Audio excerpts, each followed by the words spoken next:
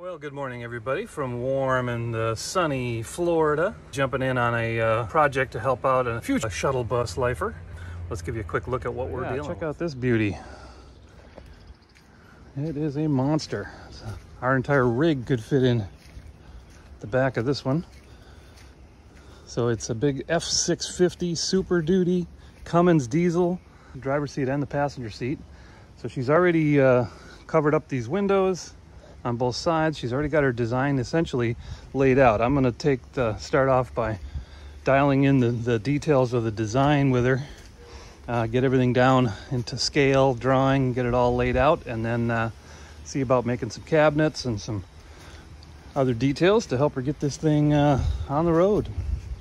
Let's take a look. And she just did the basic floor with a sort of a shosugiban thing with it, and that's going to be the floor for the beginning of everything. And then if she at any point down the road feels like she wants to add another type of flooring, she can always just go over the top of it. But she insulated underneath 2x2s with insulation between it fully. We're going to add a little more to the ceiling.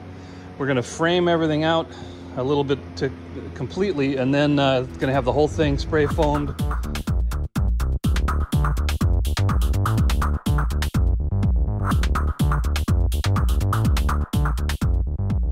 So the plan is for this to be the kind of the living area here at the back of the bus. This is sort of about an 8x8 area here that'll be essentially the seating arrangement over on this side. There's going to be a short wall coming out from right here between the windows, coming across probably 5 feet or so out to here. She's got a mini stove that's going to sit in the corner down over there. A shallow cabinet here that will actually have one of those TV mounts in there, an actuator, so that it'll drop down in and come popping back up. Be able to walk through this way into the kitchen area. This is sort of the center of the kitchen. Going to be cabinetry here for the stove, cabinetry here for the sink. Over on this side has got a cabinet here, and she's got 2 freezers one will be used as a refrigerator, the other as a freezer. So we're still working out the configuration of how those will be. Talking about having those where the countertop will actually be able to lift open to get to those, and so we're kind of figuring out the best layout for those. There'll be a partial wall here. This is the sleeping area.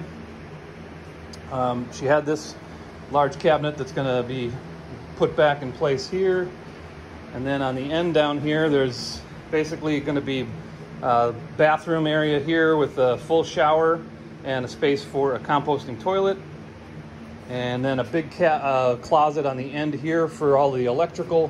With the existing electrical here, she'll be able to have a full electrical closet here. We'll go into more detail later about all that. And on this side then, we'll have our entry area here, obviously. Here's our whole front cockpit area. And at the very end here, she's going to have a full upper and lower stacked washer dryer set. So needs to get to the shade.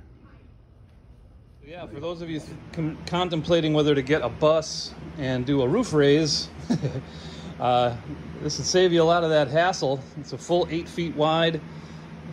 I haven't measured the ceiling yet, but I mean, again, I'm 6'2", and standing on this plywood, I still have headroom. So plenty of room for headspace, and all the walls are straight up plumb, so it makes all that so much easier.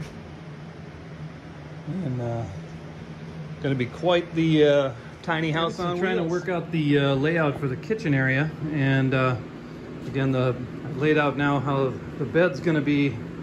There's going to be a half wall here, another half wall over here, so the full-size bed will fit right here. And then this provides almost an 8x8 foot area for the kitchen, which doesn't want to have like a straight shot running right through the middle, so wants it to kind of weave through. And so a little tip for you, if you're trying to work out your layout and you got the open area like this, make yourself some templates. I've got a template for she's got two the same size freezers, that one will be a freezer, the other will be a fridge. And then I cut out the size of our stove and then also the sink, so that you can move those around, play with your space a little bit, and figure out, you know, standing in the space, what actually feels right and what actually looks, you know, makes sense, you know, with a walking pattern going through, you know, kind of get a feel for, you know, exactly how things might work, and you can rearrange things, shift things around, you know, before you commit to a full build and before you start building your cabinets. It's a handy way to work out the details for what you got to do.